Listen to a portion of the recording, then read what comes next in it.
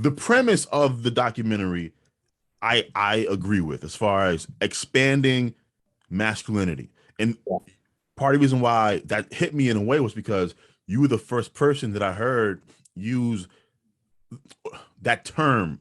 Because I heard toxic masculinity, I heard of people saying, we need to get rid of masculinity, but you were kind of the first person that said we need to expand it.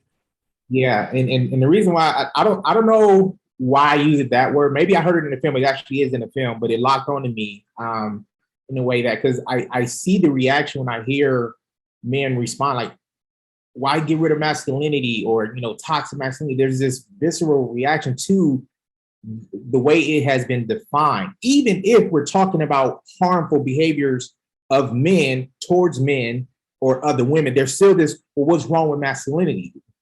People can't connect with it. They don't see where the problem is. So I don't even like using toxic masculinity. Why? Because it's not effective communication. I do believe there is toxic masculinity, but I don't like to use it because it's not effective.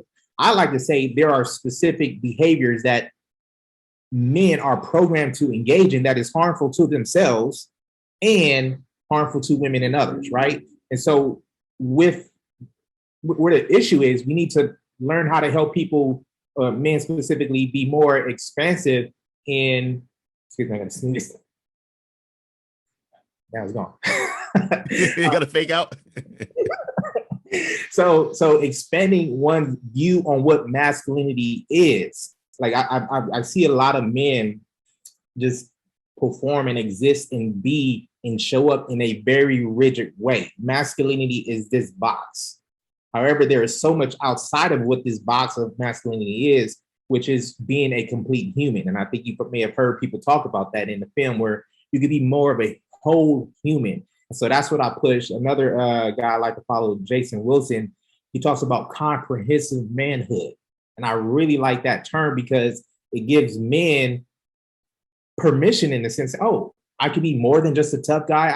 I can express my emotions. I can say and do these things. I can be this for my son. I can be this for my partner and my community. And it doesn't have to be this rigid way of performing masculinity. I think the reason why you get this pushback, because I agree with you that toxic masculinity, women might love to hear that word, but when dudes hear it, like it turn off. They don't listen. Anything that comes after that, they just in one ear, out the other.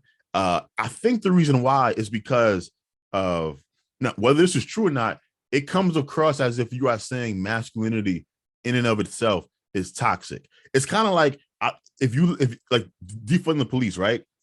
Uh, For some, and I'm with you. I believe the language we should use is the language that people are most receptive to without losing our point, right? So with defund the police, I was critical of Democrats because I was like, yo, even if even if I agree with you that, hey, we need to take money from police to these other departments, when people hear that, they hear like abolish, like, and so you have to work with what the people are receptive to, which is why, to your point, I think expanding masculinity has the potential to be more receptive, more accepted by men than abolish or the word toxic masculinity.